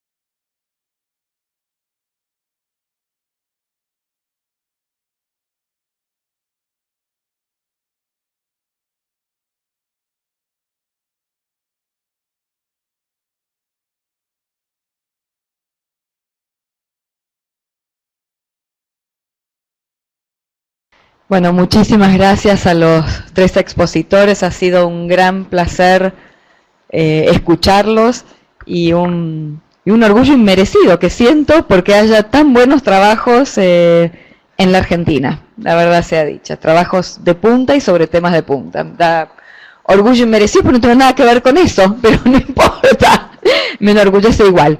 Así que gracias por este espacio de pensamiento tan profundo y crítico a la vez en el mejor sentido de la palabra, no de crítico, de que criticamos al derecho de autor, sino en términos de repensar los institutos jurídicos. Entonces tengo preguntas para los tres por igual. A Mauro, que es el que empezó, me quedé pensando mucho, bueno, vos obviamente basaste tu análisis sobre todo, trabajaste sobre el derecho de propiedad, el caso que diste sobre Borges, en particular lo diste desde la perspectiva de la viuda de Borges administrando el derecho de propiedad de Borges, y yo me preguntaba sobre el otro derecho que es el derecho de integridad de la obra, porque en algún sentido también a mí me da la sensación de que está como avanzando mucho es notoria, digamos, el avance de reclamar alguna preservación de la obra en el sentido que a la obra le haría daño que aparezca el Aleph engordado, no a Borges, porque está claro que a Borges no le hace ningún daño que aparezca un profe de filosofía o de literatura que haga el Aleph engordado, nadie se lo confunde, no admite ninguna, ¿no? Pero a mí también lo que me preocupa es que yo veo mucho, y te quería preguntar la opinión, un uso no solamente del derecho de propiedad en el sentido que vos lo nombras, sino en el derecho de la integridad. Si hay determinada canción y yo tengo determinadas ideas políticas, no puedo usar la canción por la integridad de la obra, como si a la obra le hiciera daño, a la obra en sí, daño el uso o consumo que yo pueda hacer de la obra. Digo, otro es el autor, por decirlo de alguna manera, pero la obra ya cosificada a un nivel tal en el cual yo daño la obra porque canto mal o porque tengo ideas políticas o porque quiero hacer por ejemplo, una versión erótica de alguna obra de teatro, entonces el autor considera que no respeto la integridad de la obra, en algún sentido, ¿no? Entonces quería preguntarte en particular por la relación entre cuánto sentís vos que hay derecho de propiedad preservando la obra y cuánto derecho de integridad. Perfecto. Para Alejandro tenía la pregunta de, vos hiciste muy bien, una excelente presentación sobre la descentralización.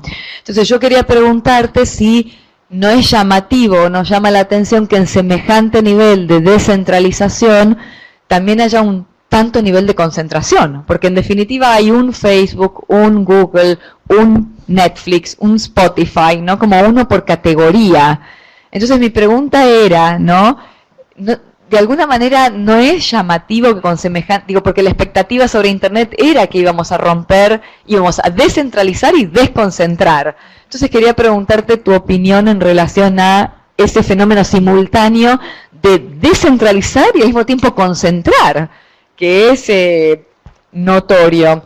Y para Ezequiel tenía una pregunta, me encantó el uso, la excepción de usos creativos, Pero tenía una pregunta que tenía que ver, malita la pregunta, ¿en qué se diferenciaba con el uso justo, por ejemplo, con esto del fair use que existe en Estados Unidos, ¿no? Si el tuyo no era inclusive con más sex appeal, pero más restringido. Mi miedo es que tu uso creativo sea menos que un fair use. Y entonces yo desde las políticas públicas diga, mira, me encantó, podemos como estrategia ir por un uso creativo primero, que sería como un derivado sin pedir autorización, pero tal vez la pelea más grande sería por el uso justo.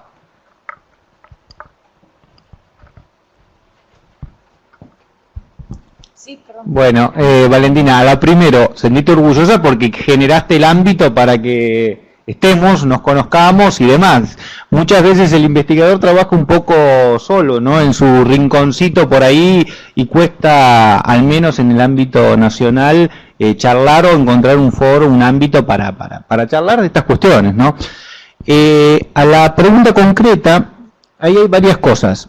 Si uno analiza, o desde la perspectiva que yo lo hice, docente, académica, siguiendo una metodología en ese sentido, desde mi perspectiva está muy claro que la integridad es un derecho personal, ¿sí? Y esto es personal, intransmisible y demás. Entonces, a ver, siguiendo un poco Ezequiel, cada autor tiene su versión personal de lo que a él lo afecta, agravia y demás. Entonces, esto no puede mirarse ex post, no puede mirarse de afuera, y no puede haber ningún otro sistema o microsistema jurídico, como puede ser el sistema del derecho de las sucesiones, para generar que una viuda, por más respetable que sea, diga, esto le afectaría porque yo lo conocía mucho y esto lo afectaba. Si él no lo dijo en vida, si él no lo dice, distinto es si esas acciones judiciales se hayan empezado, y eso nos permite hacer un paréntesis. Él manifestó claramente que eso lo ofendía, lo afectaba. Con razón o sin razón, lo resolverá la justicia. Y eso nos permite hacer una línea divisoria muy clara que hay que marcar. El mundo transcurre fuera de la justicia. Yo trabajo hace 20 años en la justicia federal, y cuando yo empecé esto, costaba mucho explicarle a los jueces federales, a cierta, que son producto de otra época, que son producto, explicar este tipo y llevar adelante, y la justicia, los fallos son disparatados, porque son el producto de nuestra formación como abogados, romanista, cosificadora, económica. ¿Cómo se hacen los abogados después? Fiscales, jueces y demás. ¿Qué se le presenta al sistema judicial? Se le presenta este tipo de reclamos. Y el sistema judicial después, ¿qué hace? Y hace disparates con eso. Es decir, casi es un camino trazado en cada uno de los... ¿Por qué hay sentencia contradictoria? No porque tengan un análisis profundo que uno pueda respetar, sino porque dicen cualquier cosa en base a que Ulpiano decía tal cosa. Imagínense resolviendo esto con una cita de Ulpiano entre Proculellano y... Está claro que el señor ya atrasó, está claro que ese fallo no está... Mira, ¿cómo va a analizar Facebook desde esa perspectiva?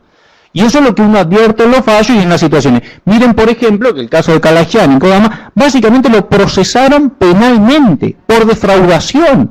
Y en los libros él los transmitía gratis.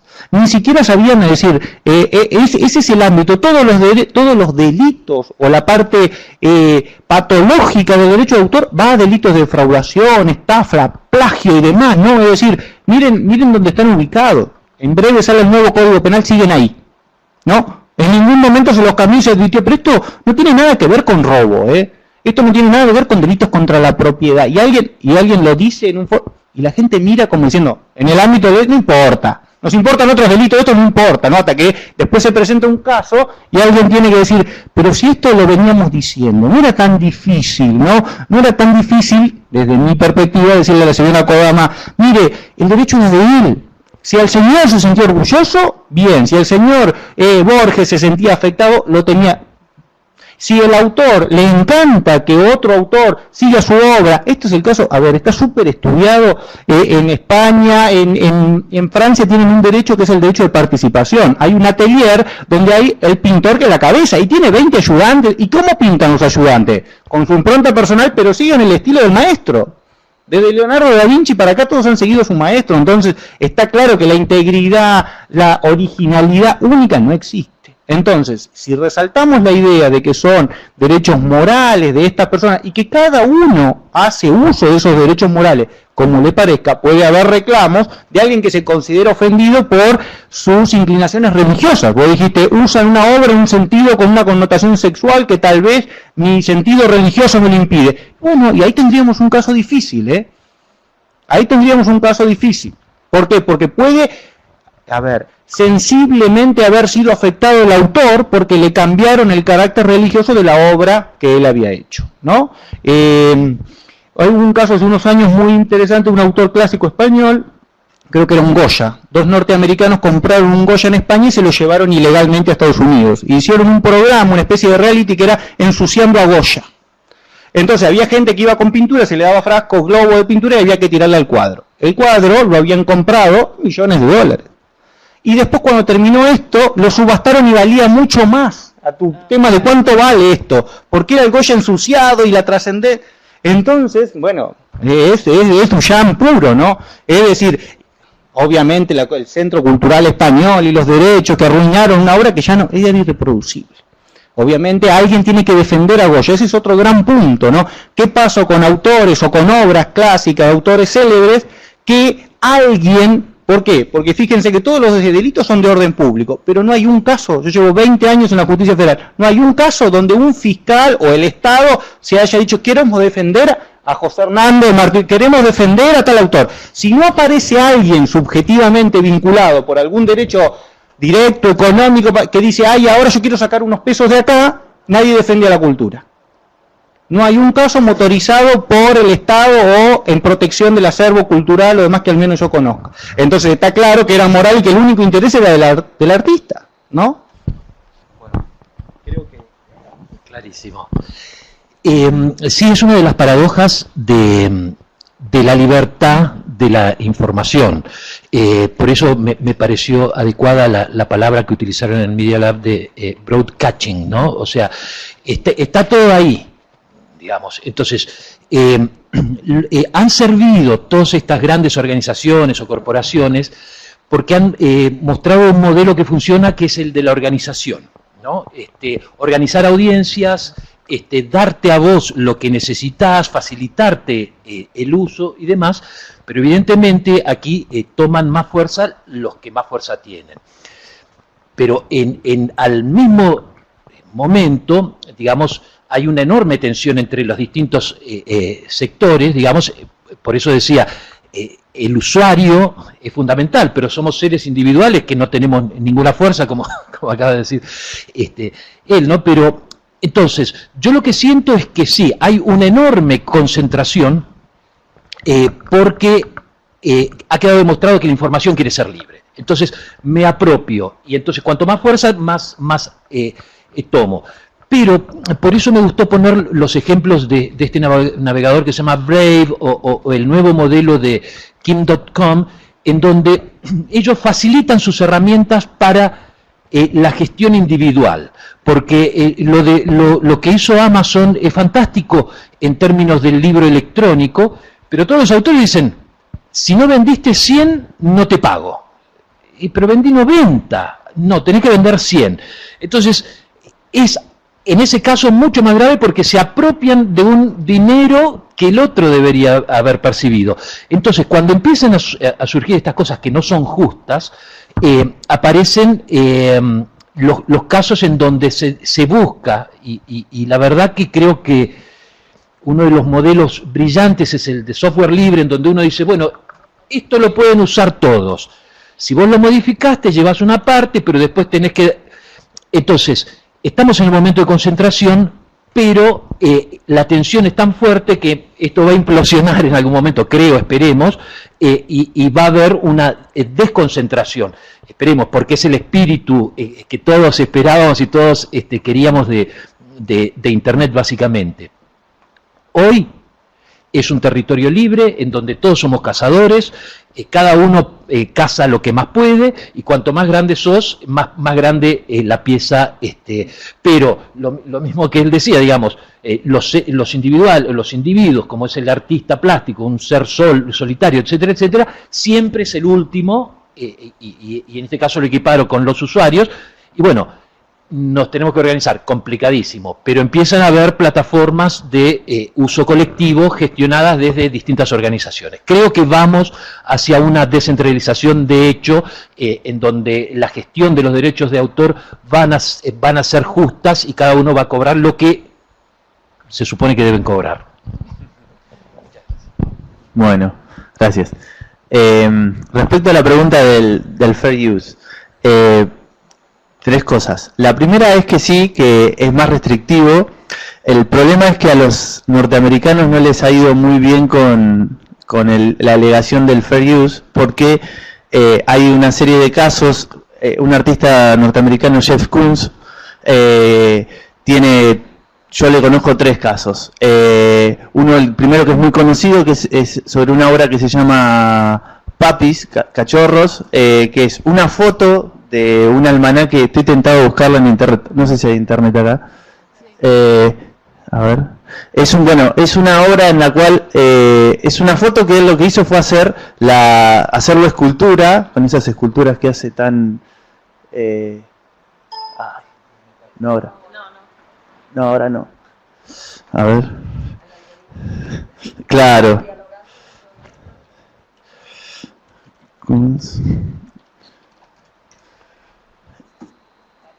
Ahí no me sale la imagen. Esto, ¿bien? Este caso llegó hasta la Corte de Segunda Instancia en Estados Unidos, y lo que alegaba Art Rogers, es el fotógrafo de esta primera obra, que aparentemente, por lo que indagué, es como una obra muy clásica de como los almanaques nuestros de... Claro, exacto.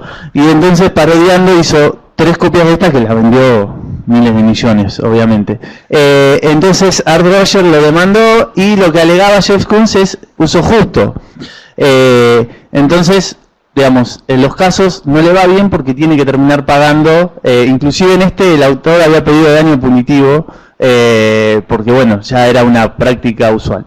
Entonces, ¿qué pasa con el fair use y la excepción que proponía yo? Creo que el problema del fair use es que, digamos, que no es algo de nuestro sistema, con lo cual habría que traducirlo. Esto es un poco lo que hacía yo, que era como traducir esa idea del fair use a nuestras reglas de derecho de autor, que tienen como toda esa cosa de la limitación, que es específica, que se expresa, que es anterior. Pero creo que tiene la ventaja eso en estos casos, de que el artista la tiene más fácil, porque el problema en estos casos es que alegar el fair use está como la carga la tiene el autor, el artista, que tiene que probar que se cumplen estos 3 requisitos, y en cambio en la excepción en el sistema continental es como más fácil, porque invocás, decís, bueno, cumplo estos 4, que son lo que tengo que... y el otro tiene que probar que esto no está así. O sea, digo, en sí es como... es casi lo mismo, o ahí, es como una traducción que hacía de eso. Pero es cierto que no les va bien a los artistas en Estados Unidos, porque hay varios casos, que ahora no vamos a ver, pero en general suelen tener condenas en contra. Porque no consideran que hay uso justo, porque como hay una explotación, esto ha vendido muchos millones, claro, entonces ahí no le rechazan la excepción.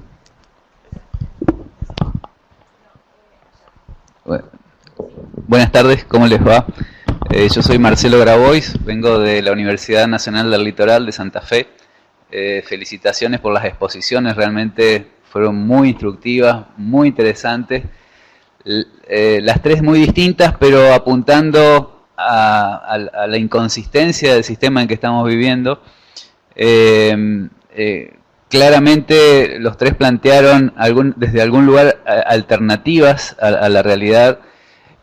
Yo les quería preguntar, básicamente, cómo ven el futuro cercano en el desarrollo de nuevas herramientas jurídicas para abordar estos temas, teniendo en cuenta las pujas enormes que hay, básicamente porque gran parte del PBI de los países centrales dependen del derecho de autor, y las corporaciones que se rentabilizan con el derecho de autor tienen un gran poder sobre los foros internacionales jurídicos.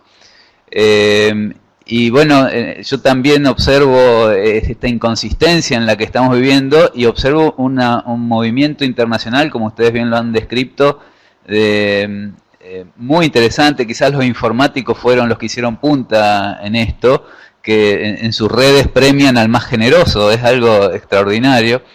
Pero bueno, en definitiva, ¿cómo ustedes que son estudiosos del tema vislumbran en algún plazo, mediano o corto plazo, si va a ser posible alguna reestructuración jurídica internacional que modernice al menos el derecho de autor, teniendo en cuenta básicamente a la persona, al usuario y al respeto de la creación intelectual? Algo de esto ya han contestado, pero bueno, yo veo que vamos hacia un colapso, pero no puedo vislumbrar qué alternativas puede suceder, ¿no? Marcelo, al menos te doy mi opinión, ¿no? El colapso es inminente, lo cual no es malo, ¿no? Es decir, llevamos más de 100 años así, y cuando llevamos más de 100 años así no es que no pasa nada, pasa un poco lo que describimos, hay una apropiación indebida del más fuerte con relación al más débil, eso está claro. Entonces el colapso yo no lo veo malo. Recientemente la Comunidad Europea, que digamos está discutiendo esto, casi llegaron con redes sociales y demás a decir, bueno, en una votación dividida modificamos o no, y siguieron como están, pero salieron algo así de 200 a 150, o sea, el colapso coincido, es próximo. Lo cierto es que tal vez esto es muy inercial y en Argentina tal vez va a tardar muchos años. La experiencia española marca un poco eso, ¿no? España, que es muy parecido a nosotros en la parte legislativa, fue empujado por las directivas europeas a ayornar su legislación y hacer el texto refundido de la legislación española. Entonces, ¿y por qué? Porque de acuerdo a la Comunidad Económica Europea, si ellos no se ayornaban, los mismos ciudadanos, y ahí viene un poco la democratización de abajo, podían pedir las normas que pedían los alemanes o que pedían los franceses y demás. Entonces, pasado 3 años de una recomendación europea, si España o algún país miembro no lo cumplía, los ciudadanos estaban habilitados a acudir a eso.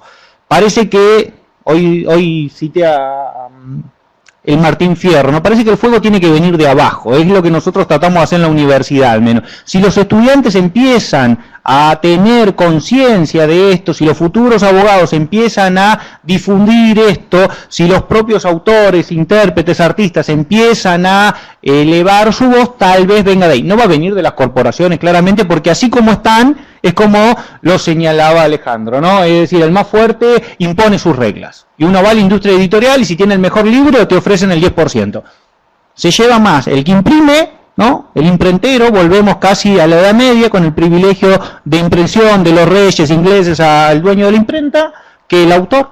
Y vale más el valor de la hoja. Entonces, evidentemente está mal, ¿no? Es 10% el negocio editorial, 10% al autor, 40% al imprentero y 50% al editorial. Y uno tiene que darle las gracias, ¿no? Es decir, para que te publiquen un libro. Entonces, evidentemente el sistema va a implosionar. Brevísimo, porque es un tema muy técnico, del cual advertí que era excéntrico, pero yo creo que la organización de este seminario con lecturas no unívocas es un paso importantísimo. Por supuesto que las organizaciones de la sociedad civil cumplen, la Fundación Vía Libre y demás, son luces que se ponen sobre el problema y que de alguna manera están, como se llama, tratando de equilibrar un poquito este desequilibrio. Pero de todos modos, como yo creo que hay una diferencia muy grande entre lo que son los derechos de autor generados por artistas o intelectuales y demás, con los derechos de propiedad intelectual generados por corporaciones, digamos, ¿no? Ahora se está hablando mucho de la guerra comercial entre China y Estados Unidos, y el origen, por lo menos así fue planteado, fue un problema de propiedad intelectual. Digamos, los chinos fueron inteligentísimos, porque tienen una mirada a largo plazo, y dijeron, te fabrico lo que quieras, Apple, Boeing, robótica, etcétera, baratísimo. Hubo una transferencia de conocimiento y después empezaron a fabricar mejor que los Estados Unidos. Se enteraron tarde. Ahora, es una lucha entre gigantes en la que, digamos, nosotros los ciudadanos de a pie no podemos ni opinar, pero sin embargo las organizaciones como Flaxo, que crean y trabajan sobre políticas públicas, tienen un papel determinante acá, ¿no? O sea, creo que lo que acabas de decir de esto viene de abajo puede servir en los casos específicos de los derechos de autor, en donde son creaciones artísticas y donde son las creaciones que se pueden decir que pertenecen a la comunidad porque están en el campo de lo espiritual, por llamarlo de alguna manera, ¿no? Ahora, esto es muy distinto con lo que va a pasar con las invenciones que tienen que ver con estos cambios que ni siquiera nos imaginamos vislumbrar, que tienen que ver con la inteligencia artificial y demás. Ahí creo que vamos a hacer como es la ciencia ficción, las grandes corporaciones dominando y un submundo en donde la información va a seguir circulando, pero de una manera un poquito, entre comillas, y sin exagerar el término, un poquito subversiva, digamos, ¿no? O sea, va a estar por fuera del sistema, ¿no? Bueno, gracias por la pregunta. No puedo contestarla así. Algo voy a decir porque estoy sentado acá. No, lo que me parece es que yo creo que la ley de propiedad intelectual argentina puede seguir viviendo 125.000 años más y no pasa nada, porque los empresarios, como decías vos, los grandes están cómodos con eso, van. Creo que el problema está en los extremos. Por un lado, los usuarios, que nunca, o sea, algo que es llamativo, no es llamativo, pero en los regímenes de derecho de autor, el usuario no está considerado, o sea, es alguien que está fuera de ese sistema. Creo que un cambio interesante que, digamos, no sé si, creo que no hay tiempos en este momento político para que eso se dé, pero sí es ver cómo el usuario entra al sistema, porque es parte, digamos, hoy es señalado como el problema, digo entre paréntesis porque creo que ahí no está ahí el problema, pero no está en el sistema. Y por otro lado, el autor también ya es un extremo totalmente frágil y débil, entonces el medio, los distribuidores, las plataformas están cómodas con estas reglas y creo que no van a, digamos, se adaptaron, ya está, los tratados de los 90 de la OMPI le acomodaron ahí el sistema y, digamos, me parece que sí es, digamos, hay que fortalecer, o lo ideal sería desde estos espacios pregonar que se fortalezcan. Los extremos es el usuario y los autores. Los autores, ¿cómo los fortalecemos? En mi humilde opinión, creo que es mediante gestión colectiva o mediante colectivización, digamos, de alguna manera que pueda hacer frente a lo que ya está, como decía ella, que es, bueno, es uno. Si nosotros somos 55 millones de uno, no hacemos nada contra ese uno. Pero sí que creo que no sé si es tan urgente la modificación. Digo, no sé si los tiempos políticos son o tienen en agenda modificar, porque el sistema sigue funcionando perfectamente. Bueno, acá tenemos una pregunta de un estudiante de la maestría. Es para Mauro. Dice, de su exposición entendí que afirma que solo hay obra cuando hay un accionar humano. Si es que entendí bien, quería preguntarle si puede extenderse en el concepto de accionar humano, si se refiere a un acto jurídico, manifestación de la voluntad consciente, libre y destinada a producir los efectos jurídicos determinados por la ley, o a cualquier acción humana. Esta pregunta se me generó cuando comparé lo que mencionaba de la selfie y del mono con un video viral de WhatsApp, donde una persona es grabada por una cámara de seguridad y con torpeza termina derribando varias góndolas de un supermercado. De acuerdo a la postura que se tome en torno al accionar humano, el padre de la obra será quien derrumba las góndolas, si lo realizó con una manifestación de voluntad consciente y libre, destinada a producir el efecto jurídico, o el que lo graba, distinguiendo si el que lo graba es una cámara de seguridad del supermercado o alguien que ve que eso puede ocurrir y realizar la acción humana de tomar su celular y filmar el hecho jurídico. ¿Está más o menos? Sí, perfecto. La pregunta es compleja, o al menos tiene distintos ejes, ¿no? El accionar humano es humano de todo ser humano. Este es independiente de su capacidad volitiva, edad, sexo, situación, conciencia o inconsciente. Mencioné los locos, puede ser, alguien puede pintar en forma sonámbula, que a los efectos del acto jurídico en el sentido tradicional del derecho civil constituiría una acción refleja. Acá la obra nace por el accionar humano. En cualquiera de esas situaciones no habría que hacer ningún distingo en función de que la ley no distingue, ninguna ley distingue, ninguna ley, ni de convenio internacional, Verne, ninguna ley hace ningún, y hasta sería discriminatorio si un día apareciera una ley diciendo los nenes no pueden crear, ¿no? De hecho hay autores o escritos y demás.